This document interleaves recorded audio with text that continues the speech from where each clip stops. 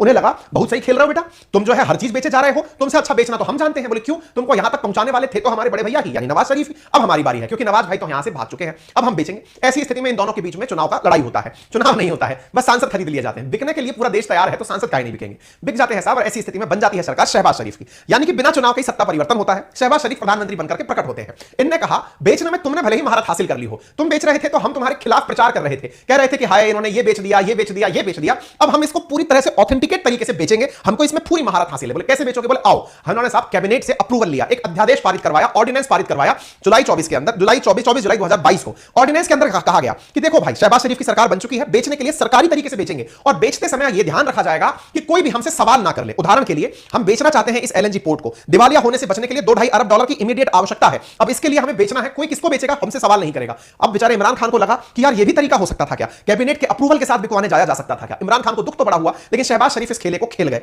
और उन्होंने ऑर्डिनेंस के साथ में बहुत सी चीजें बेचना शुरू कर दिया। बेचने में ये आगे निकलते हैं और आते हैं सामने खड़े होकर के कि सुनो साहब हमारी एयरलाइंस ले लो, 51% शेयरिंग हमारी एयरलाइंस में से ले जाओ। भाई साहब 51% इन्होंने पाकिस्तान की जो गवर्नमेंट के द्वारा जो पाकिस्तान की इंटरनेशनल एयरलाइंस चलती है उसका 51% दुनिया के देशों को बेचने के लिए दे दिया। इन्होंने कहा एक हमारी होटल है रूजवेल्ट होटल न्यूयॉर्क के अंदर है, उसको भी आप लोग ले लो, दुनिया वालों हमको तो केवल पैसा दे दो, जो चाहिए ले लो। तो भाई साहब इनकी एक होटल है जो कभी ना कभी इन्होंने खरीद ली थी, वो भी बिकवाली पर शहबाज शरीफ ने लगा दी। यानी अब इससे एक तरीके से पाकिस्तान की जनता अपने आप को ठगा हुआ महसूस कर रही है कि हमने कौन सा अच्छा बेचने वाला प्रधानमंत्री बनाया है। इमरान खान अच्छा बेचता था, जो भैंस बेचता था, गधे बेचता था, कार बेचता था, वो बेचारा चिल्लर बेचता था। ये बढ़िया आदमी ले लिया, इसने क्या क्या बेच दिया? पाकिस्तान की इंटरनेशनल एयरलाइंस बेच दी इसने। आगे वो बेचारा क्या करता था? पार्क बेच दी, सड़क बेच दी। कौन? इमरान खान। शहबाज शरीफ ने कहा बस इतना सा नहीं, थोड़ा अच्छा करते हैं, इंटरनेशनल एयरलाइंस बिकवा लो हमसे, तुम चाहो और तो और छोड़ो होटल बिकवा लो, और तो छोड़ो एम्बेसी बिकवा लो। भाई एम्बेसी की प्रॉपर्टी बिकवा दी, जिसको तो एक इंडियन खरीदने पहुंच गया कि भाई दे दो यार हम तुम्हारी एम्बेसी खरीद लेंगे। पाकिस्तान की अमेरिका के स्थित दूतावास को इन्होंने बेचने के लिए शहबाज शरीफ, यानी शहबाज शरीफ थोड़े पुराने अनुभवी आदमी हैं, बड़े भैया का इतना अनुभव है इनके पास में। बोले देखो इमरान खान पहले ही रास्ता क्लियर कर गए थे कि बेचना है, तो बेचने के लिए हम थोड़ा अच्छे से करेंगे, थोड़ा बड़ा लेवल का काम करेंगे, बेचना बेचना एक समान है तो बेच देंगे, ठीक है। ऐसी स्थिति में गवर्नमेंट ने पूरी तरह डिसाइड किया कि हम तीनों की तीनों अपने एयरपोर्ट भी आउटसोर्स कर देते हैं। इनके 3 बड़े एयरपोर्ट है, इस्लामाबाद, लाहौर, कराची। अब आपके दिमाग में एक सवाल आएगा कि साहब इनकी जनता मूर्ख है क्या? इनकी जनता को समझ में नहीं आता क्या कि साहब इनकी देश की सरकार ऐसा कर रही है? नहीं नहीं नहीं नहीं, राजनेता बोलने में बढ़िया है, क्योंकि थे तो इंडिया से ही ना, क्योंकि इंडिया की ही तो इनको पूरी परवरिश लगी है। इन्होंने साहब ज्ञान बहुत सही दिया। क्या दिया? कि हम कुछ कर नहीं रहे हैं, हम तो फॉरेन डायरेक्ट इन्वेस्टमेंट लेके आ रहे हैं, एफडीआई लेकर आ रहे हैं। और एफडीआई बुरा कहां है? इंडिया में भी तो एफडीआई है, इंडिया के अंदर भी तो विदेशी कंपनियां आकर के हिस्सेदारी लेती हैं। बहुत सही कह रहे हो आप, लेकिन साहब हमारे यहां पर सड़कें नहीं बिक जाती, हमारे यहां भैंसे, हमारे यहां कारें, हमारे यहां के पार्क, हमारे यहां की बिजली हम बंद करके दूसरे को बिजली दे दें, या हमारे यहां नहीं होता। हां, लेकिन आपके हिसाब से इसे आप हो सकता है निजीकरण कहते हो। अगर सीखना है ना तो इंडिया ने निजीकरण 1991 में किया था। निजीकरण के अंदर हमने एलपीजी लिक्विड, हमने लिबरलाइजेशन, प्राइवेटाइजेशन, ग्लोबलाइजेशन किया था। उस दौरान हमने प्राइवेटाइजेशन के नाम पर अपनी सरकारी कंपनियों को हमारे इंडिया के जो प्राइवेट प्लेयर्स थे उनके साथ शेयर किया था, इंडिया की जनता के साथ शेयर किया था। तभी तो हमारी गेल, भेल, सेल, ये जितनी भी एनटीपीसी जैसी कंपनियां हैं आज हमारी इतनी बड़ी महारत की कंपनियां बनी है। अगर आपको वाकई में सीखना है पापा से तो ढंग से सीखो कि जनता की भागीदारी लाओ ताकि लोगों में प्रबंधन की कुशलता आए। आप तो जिम्मेदारी से बाहर भाग रहे हो, आप जिम्मेदारी ही नहीं लेना चाहते। 51% शेयर पे बेचता है क्या भला? आपको अगर एफडीआई करनी है तो मेजॉरिटी स्टेक अपने पास रखिए, दूसरे के पास आप दे देंगे तो आपके कंट्रोल में क्या रहेगा? पूरा देश आप बेच के चले जाएंगे तो फिर इमरान खान प्रधानमंत्री बनकर करेगा क्या? और वो सेना क्या करेगी है जिसको भविष्य में सत्ता पलट करके सत्ता चलानी है, वो क्या बेचेगी? गजब कर रहे हो तुम। और कल को हम पूरा खरीद दिए तो मारे जाओगे। फिर हमारे साथ मुसीबत इतना नहीं है ना, हमारे साथ पहले चाइना है, वो जो है ना वो पूरा खरीदने के लिए आगे लाइन में लगा हुआ है। खैर कोई नहीं जी, जनता को तो ये अपने लेवल पर सरकार रहे हैं, सिखा रहे हैं। एलएनजी का प्लांट कतर के पास कैसे गया तो इसकी कहानी बड़ी इंटरेस्टिंग है साहब। इंटरेस्टिंग कहानी क्या है कि असल में पाकिस्तान की सरकार इस पावर प्लांट को $1.5 बिलियन में बेचने का, प्राइवेट हाथों में सौंपने का प्लान बना रही थी कि इसको प्राइवेट हाथ में सौंप दो कि $1.5 बिलियन ले लो और बेच दो। अब क्या होता है, अचानक शहबाज शरीफ के दिमाग में आइडिया आता है। आइडिया कैसे? आइडिया बोले यार अगर अपने ही देश के किसी उद्योगपति को बेच दिया तो अपने देश का पैसा अपने ही देश में रह गया। नहीं नहीं नहीं, ये तो फॉरेन डायरेक्ट इन्वेस्टमेंट हुआ ही नहीं, इसको एफडीआई में कैसे बदलें?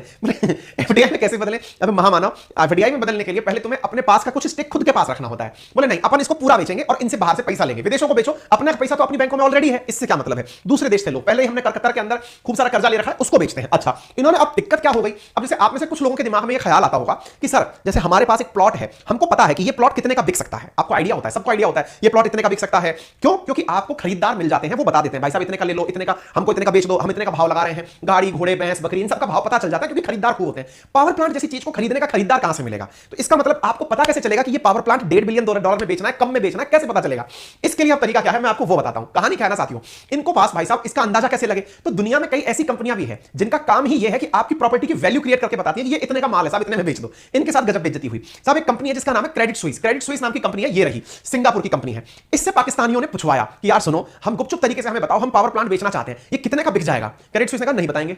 अरे यार गजब बात कर रहे हो यार, हम तुमको पैसे देंगे। बोले पुराना हिसाब क्लियर कर दो। भाई साहब इस कंपनी ने अपना पुराना 1.7 मिलियन डॉलर का बकाया निकाल दिया कि देखो हम ऑलरेडी तुम्हारे बहुत सारे सामान के बारे में बता चुके हैं कि ये माल इतने का बिक जाएगा, इतने का बिक जाएगा। हमारा जो कट बनता है, जो हमारी मेहनताना है, उसको तो दो। तो 1.7 मिलियन डॉलर का जो सामान है ना, 1.7 मिलियन डॉलर हमारा कट है, वो तो दो महाराज। तो ऐसी स्थिति में क्रेडिट स्विस से इन लोगों ने काम नहीं कराया, बड़ी टेंशन हो गई। अब क्या करें? तो ऐसी स्थिति में इन्होंने कहा कोई नहीं, आप तो $1.5 बिलियन सेट कर दो, कोई मिल जाएगा तो ठीक है, हम किसी को बाहर नहीं बताएंगे। सरकार ने पूरी तरह से कहा कि हम इसको मतलब ऐसे ऐसे करेंगे कि अपन जनता को नहीं बताएंगे कितने में बेच दिया, हमको पैसे चाहिए थे, हमने बस इसको बेच दिया। ऐसी स्थिति में इन्होंने प्रॉपर तरीके से निजीकरण के बोर्ड के अध्यक्ष को बुलाया और कहा कि देखो ये कहना है कि हमारे देश में कोई खरीदार मिला नहीं, क्योंकि इनके देश में भी तो कोई अंबानी अडानी जैसा आदमी होगा कि भाई अपना देश का माल अपने में रह जाए। बोले ऐसा नहीं कहना है, अपन को कहना है हम गए थे, हमको कोई मिला नहीं, हमने विदेशों को टिका दिया ताकि हमारे पास विदेशी निवेश आ जाए। और इसको भविष्य में क्या कहेंगे आप सोचो, इमरान खान भी कभी भविष्य में कहेंगे कि हम 2022 में पाकिस्तान में एलपीजी रिफॉर्म लाए थे। बोले कैसा रिफॉर्म लाए थे? आप कहेंगे इमरान खान क्यों बोल रहे हो, शुरुआत तो उसी ने की थी ना। जैसे आज हम बोलते हैं कि नरसिम्हा राव सरकार के टाइम पर ऐसा हुआ था, 1991 में भारत में एलपीजी रिफॉर्म आया था, प्राइवेटाइजेशन हुआ था। पाकिस्तान कैसे कहेगा? इमरान खान के टाइम के अंदर एलपीजी रिफॉर्म आया था, उसमें क्या हुआ था? बोले उस एलपीजी रिफॉर्म के अंदर पाकिस्तान के अंदर गधे बिके थे, कारें बिकी थी और हमने प्राइवेटाइज कर दिया था, हमारे सारे गधे चीन वालों ने खरीद लिए थे, हम तो पूरी तरह से बुद्धिमान बचे थे। और इतना ही नहीं, हमने अपनी सड़कें बेची थी। फिर शहबाज शरीफ कहेंगे नहीं नहीं नहीं ये फर्जी थे, हम बढ़िया वाले थे, ओरिजिनल एलपीजी रिफॉर्म हम लाए थे। बोले आप क्या लाए थे? हमने अपनी होटल बेची, हमने अपना एयरपोर्ट बेचा, और तो और हमने अपने प्राइम मिनिस्टर ऑफिस की बिजली बंद करके 2460 मेगावाट बिजली उत्पादन वाला, हमने मेगावाट क्षमता वाला एलएनजी का पूरा पूरा पावर प्लांट बेच दिया। कम है क्या?